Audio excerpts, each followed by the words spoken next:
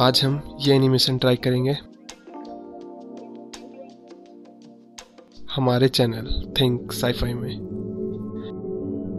ए click करके सब कुछ सेलेक्ट कीजिए और एक्स क्लिक करके सब कुछ डिलीट कीजिए। फिर शिफ्ट ए प्रेस करके प्लेन ऐड कीजिए। फिर S8 प्रेस कीजिए, लेकिन S5 ज़्यादा अच्छा रहेगा एडजस्टमेंट के लिए। शेडिंग में जाइए और टैब की के जस्ट ऊपर वाला बटन प्रेस करके टॉप सेलेक्ट कीजिए।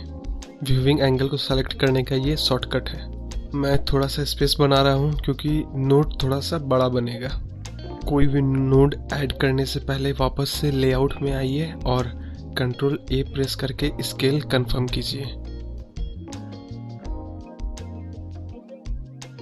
अब शेडिंग में जाइए और न्यू में क्लिक कीजिए और बेस कलर को थोड़ा डार्क कीजिए।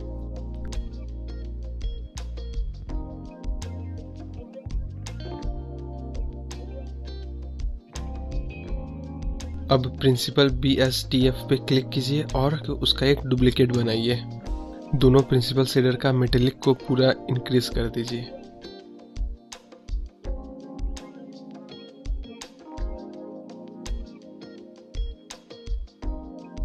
शिफ्ट ए प्रेस कीजिए और बम्प नोड ऐड कीजिए और पहले प्रिंसिपल के नॉर्मल से बम्प को कनेक्ट कीजिए। फिर से शिफ्ट ए प्रेस कीजिए और वोरोनॉइड टेक्सचर को ऐड कीजिए। अगर आप नोड रेंगुलर को इनेबल किए हुए हैं तो कंट्रोल T प्रेस कीजिए। नोड रेंगुलर ब्लेंडर का एड ऑन है जो ब्लेंडर के साथ प्री इंस्टॉल आता है। उसको इनेबल करने के लिए एडिट में जाइए, प्रेफरेंसेस में जाइए, एड ऑन में जाके नोड रेंगुलर सर्च कीजिए और फिर उस पर क्लिक कर दीजिए। अब वोरोनॉइड को बम्प के हाइट से कनेक्ट कीजिए। वोरोनॉइड का स्ट्रेंथ को 1.8 या 7 रखिए।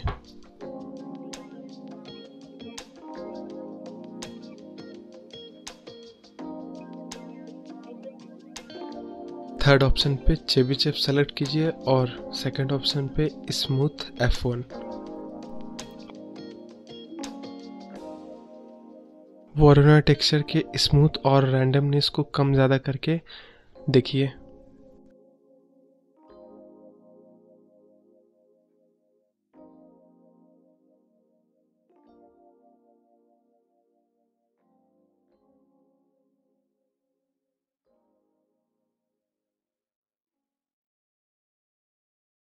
हम लोग को वोरोनॉइड और बम्प नोड के बीच में कलर रैप ऐड करना होगा। स्मूथनेस 0.1 रखिए। कलर रैप को एक्स प्रेस करके डिलीट कर दीजिए, उसका कोई काम नहीं है, वैसे ही ठीक है। वोरोनॉइड को बम्प के हाइट से कनेक्ट कर दीजिए। फर्स्ट प्रिंसिपल शेडर को डिस्कनेक्ट कीजिए और सेकंड को कनेक्ट कीजिए। पहला प्रिंसिपल का काम लगभग हो चुका है।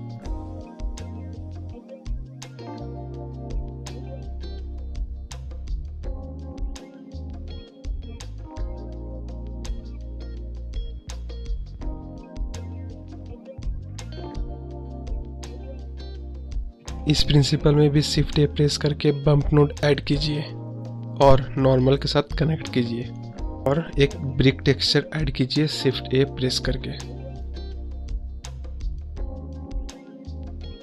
उसको बम्प के हाइट से कनेक्ट कीजिए और ऊपर में जो मैपिंग है उससे भी ब्रिक टेक्सचर को कनेक्ट करना होगा।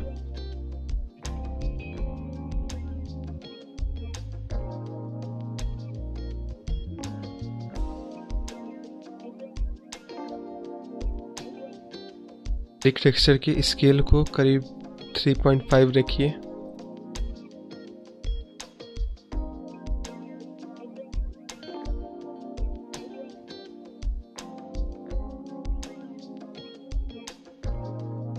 और मॉर्टेल साइज को करीब 0.03 रखिए।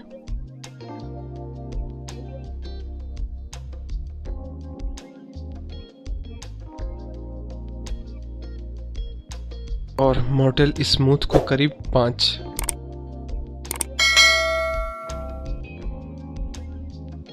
बम्प के स्ट्रेंथ को भी थोड़ा कम कीजिए। अगर आपको ये एनिमेशन अच्छा लग रहा है तो मुझे इंस्टाग्राम पर भी फॉलो करें। हाँ, आपको और कई एनिमेशन को एंजॉय करने मिलेगा।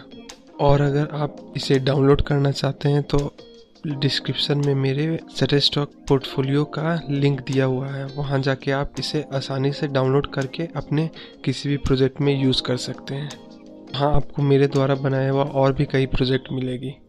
अब शिफ्ट ए प्रेस कीजिए और मिक्स शेडर ऐड कीजिए ताकि हम दोनों प्रिंसिपल को उसमें कनेक्ट कर सकें। सेकंड प्रिंसिपल को थर्ड स्लॉट में डालिए और फर्स्ट प्रिंसिपल को सेकंड स्लॉट में। दोनों टेक्सचर एक दूसरे के साथ मर्ज हो रहा है जो अच्छा नहीं दिख रहा है। टेक्सचर के अमाउंट पे कंट्रोल पाने के लिए हमें कलर रैप ऐड करना होगा।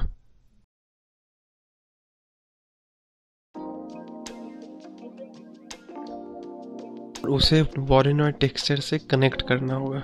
फिर कलर रैप को मिक्स शेडर के फैक्टर से कनेक्ट कर दीजिए। अब कलर रैप में कांस्टेंट सेलेक्ट कीजिए। अब वाइट पोर्शन को जब बढ़ाइएगा तब आप देखिएगा कि आप वॉरेनॉइड टेक्सचर को कंट्रोल कर सकते हैं और ये अब थोड़ा सा साईफाई लुक का फील दे रहा है।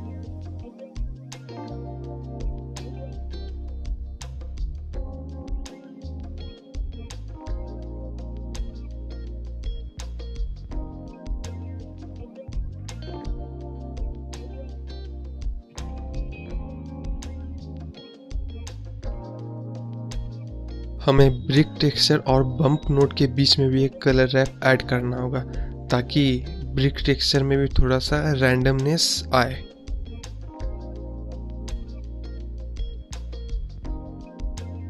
अब दोनों कलर रैप को एडजस्ट करके अपना लुक डिसाइड कीजिए।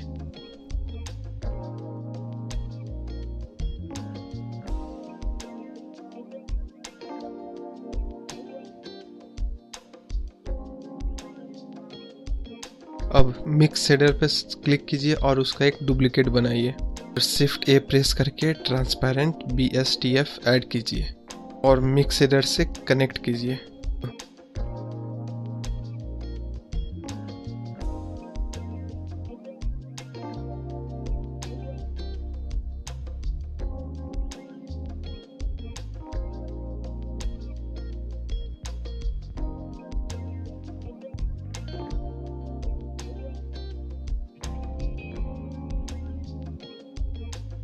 मटेरियल सेटिंग में जाइए और ब्लेंड मोड में ओपेक सेलेक्टेड है कि नहीं श्योर हो जाइए।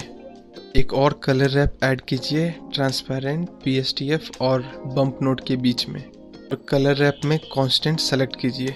अगर ज़रूरत होगा तो flip the colour ramp option भी सेलेक्ट कीजिए।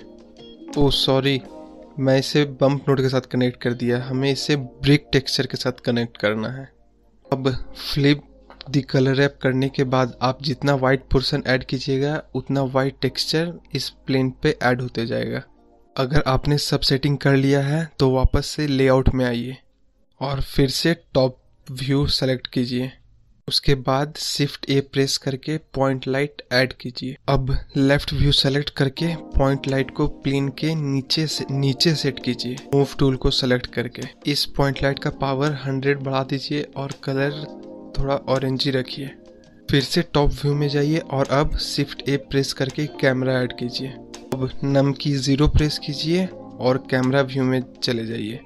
अब कीबोर्ड पे G प्रेस कीजिए और अपने माउस के मिडिल बटन को प्रेस करके माउस को ड्रैग कीजिए। आपके माउस के मूवमेंट के हिसाब से कैमरा भी एडजस्ट होगा। अगर आप अपने कैमरा व्यू से सेटिस्फाइड हैं तो माउस के लेफ्ट की को प्रेस कीजिए, फिर जाके फोकल लेंथ एडजस्ट कीजिए। अब रेंडर व्यू में जाइए, यहाँ आपको थोड़ा साइफाइनेस दिखना शुरू हो गया होगा। अब हमें यहाँ बहुत सारा पॉइंट लाइट ऐड करना होगा प्लेन के ऊपर में। शिफ्ट ए प्रेस करके पॉइंट लाइट ऐड कीजिए और लेफ्ट व्यू में जाके पॉइंट लाइट को प्लेन के ऊपर में सेट कीजिए। पॉइंट लाइट के पावर को बढ़ाइए और उसे रेंडर व्यू में चेक कीजिए। इस लाइट को प्लेन के टॉप कॉर्नर पे सेट कीजिए। अब शिफ्ट डी प्रेस करके इस लाइट का डुप्लीकेट बनाइए और उसे अपोजिट कॉर्नर पे सेट कीजिए। इसी लाइट का डुप्लीकेट बनाइए और सब कॉर्नर पे सेट कीजिए।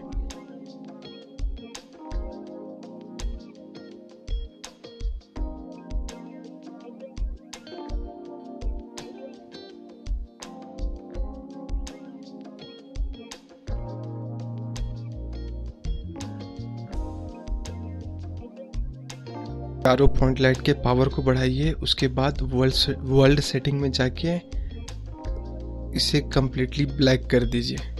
सबसे पहले वाले पॉइंट लाइट को सेलेक्ट कीजिए और इसका पावर 1000 कर दीजिए।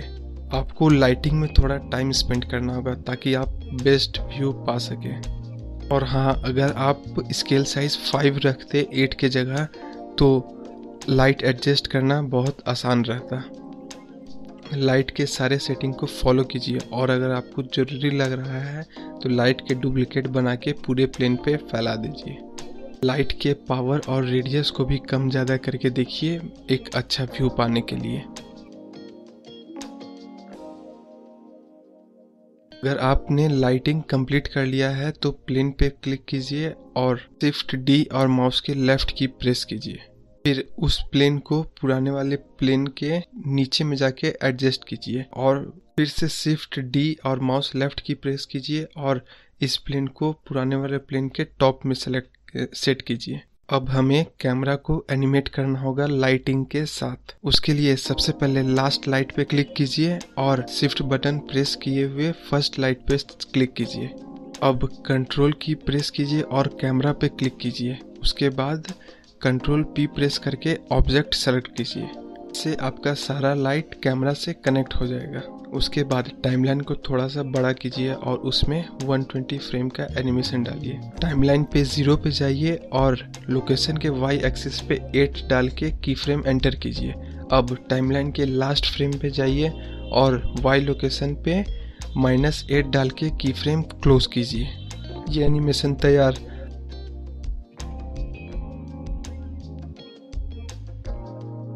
अगर आप अभी भी लाइट ऐड करना चाहते हैं तो आप उसी लाइट का डुप्लीकेट करके ऐड कर सकते हैं, वो ऑटोमेटिक कैमरा से कनेक्ट हो जाएगा।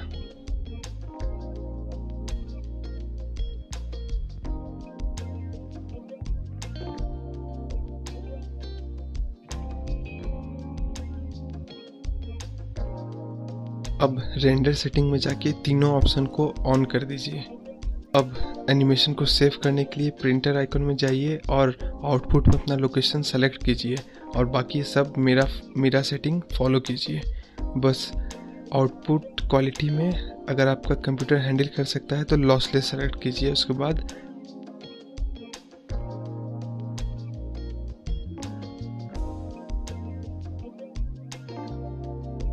Render animation.